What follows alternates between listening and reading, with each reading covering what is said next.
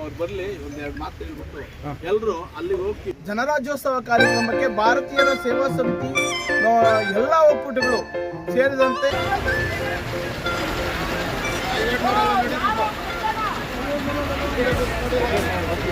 ಮೇಲೆ ಒಂದು ಗೌರವ, ನಂಬಿಕೆ, ವಿಶ್ವಾಸ, ಒಂದು ಪ್ರೀತಿಯನ್ನ ಇಟ್ಟು ನೀವೆಲ್ಲರೂ ಬಂದಿದ್ದೀರಾ. ನಿಮ್ಮೆಲ್ರಿಗೂ ಹೃದಯಪೂರ್ವಕವಾಗಿ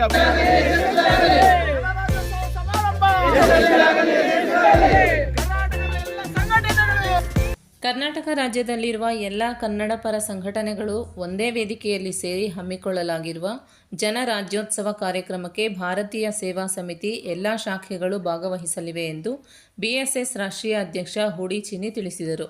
ನಂತರ ಮಾತನಾಡಿದ ಅವರು, ನಗರದ ಅರಮನೆ ಮೈದಾನದಲ್ಲಿ ಹಮ್ಮಿಕೊಳ್ಳಲಾಗಿರುವ ಜನರಾಜ್ಯೋತ್ಸವ ಕಾರ್ಯಕ್ರಮದ ಅಂಗವಾಗಿ ರಾಜ್ಯದಲ್ಲಿರುವ ಎಲ್ಲ ಸಂಘಟನೆಗಳ ಸಮ್ಮಿಲನ ಹಾಗೂ ಒಗ್ಗಟ್ಟಿನ ಪ್ರದರ್ಶನ ಮಾಡಿ ಹೊಸ ಅಧ್ಯಯನ ಸೃಷ್ಟಿ ಮಾಡಲಿರುವ ಈ ಬೃಹತ್ ಪ್ರದರ್ಶನಕ್ಕೆ BSS ಸಂಘಟನೆ ರಾಜ್ಯದ ಎಲ್ಲ ಶಾಖೆಗಳು ಪದಾಧಿಕಾರಿಗಳು ಭಾಗವಹಿಸಲಿದ್ದಾರೆ ಎಂದು ತಿಳಿಸಿದರು.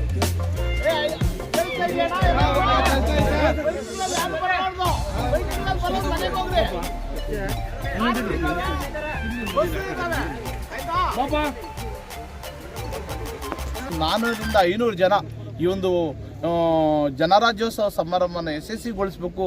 ಜೊತೆಗೆ ಈ ಒಂದು ಅಭಿನಂದನಾ ಕಾರ್ಯಕ್ರಮ ಯಶಸ್ವಿ ಆಗಬೇಕು.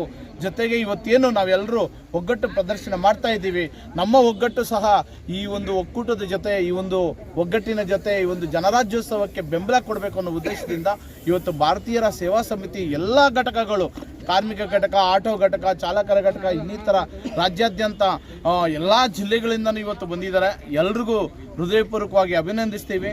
ಈ ಒಂದು ಒಗ್ಗಟ್ಟು ಸದಾ ನಾವು ಎಲ್ಲರೂ ಒಗ್ಗಟ್ಟಾಗಿರೋಣ ಮತ್ತು ನಾವೆಲ್ಲರೂ ಜೊತೆಯಲ್ಲಿ ಹೋರಾಡೋಣ. ಏನೇ ಬಂದರೂ ಒಗ್ಗಟ್ಟಾಗಿರೋಣ. ನಾವು ಇವತ್ತೇನು ನಾವು ರಕ್ತವನ್ನು ಚೆಲ್ಲುತ್ತೇವೆ, ನ್ಯಾಯವನ್ನು ಗೆಲ್ಲುತ್ತೇವೆ ಅನ್ನೋ ಪದಕ್ಕೆ ಒಂದು ಗುರಿ ನಾಂದಿ ಆಗಬೇಕು ಅನ್ನೋ ಉದ್ದೇಶದಿಂದ ನಾವೆಲ್ಲರೂ ಇವತ್ತು ರಾಜ್ಯಾದ್ಯಂತ ಒಂದಾಗಿ ಈ ಒಂದು ಕಾರ್ಯಕ್ರಮ ಯಶಸ್ವಿ ಮಾಡಬೇಕು ಅನ್ನೋ ಉದ್ದೇಶದಿಂದ ನಾವೆಲ್ಲರೂ ಇವತ್ತು ಯಾತ್ರಾ ಕಾರ್ಯಕ್ರಮವನ್ನು ಸುಮಾರು ಬಸ್ಸುಗಳು, ಕಾರುಗಳು, ಒಂದು ಆಟೋ